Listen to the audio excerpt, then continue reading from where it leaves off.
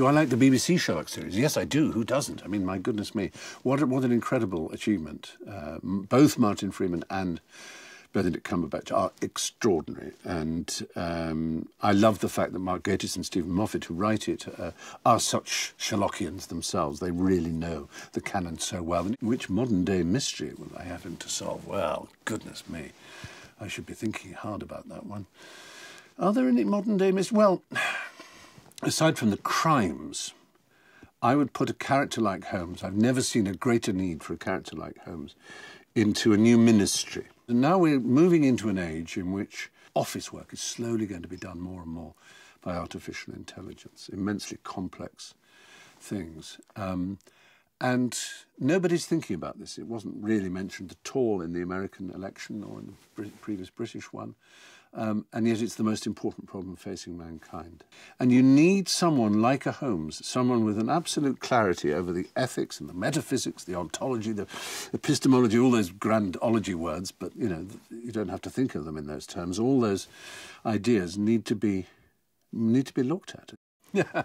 Who's been my favourite flatmate other than my husband? Well, I would say it is my work husband, as it were, though purely in an obviously non-erotic way. And that's been my lifelong friend, the actor, writer and gentleman, Mr. James Hugh Callum Laurie. And Hugh Laurie and I were at university together, and we shared living quarters in London when we emerged from university for many years. But it's odd, isn't it? Because here's a little wrinkle and twist. We talked about adaptations of Sherlock Holmes.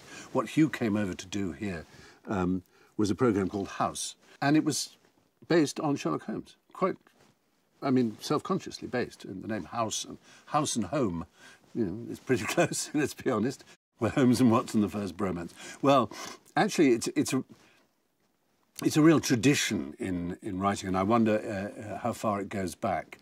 The great American critic Leslie Fiedler wrote Love and Death in the American Novel, I think it's called, in which he shows the tradition of the bromance in American fiction all the way back to Huck and Finn, and it's been a big tradition in American fiction, and indeed it is the only story in some ways in American fiction is the bromance. So, yeah, it's an early example of it.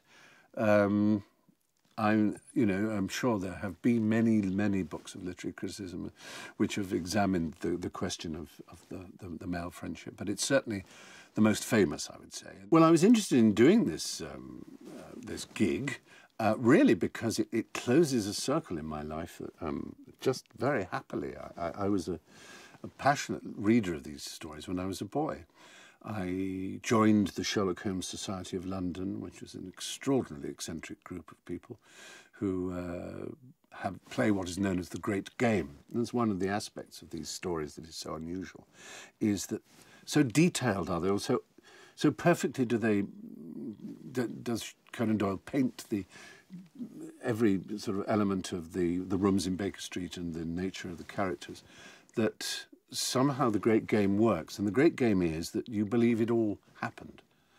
So while talking about Sherlock Holmes, you say, well, in 1895 he was doing this, in 1903 he was doing that, and he must have noticed that. And all these references in the books are taken as absolute gospel.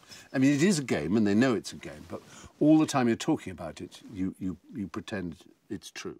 The difference between recording this and the Harry Potter books is that I knew there were 4 novels and 56 short stories that had been written almost 100 years ago. The last one was in the 20s. Whereas with the Harry Potter stories, they were being written as we went. So when I did the first one, Harry Potter and the Philosopher's Stone, that was the book. That was the book that was out. And she'd just written the second one, Harry Potter and the Chamber of Secrets, but she wasn't this phenom at all. She was a children's writer that no one had particularly heard of, except a few grateful parents.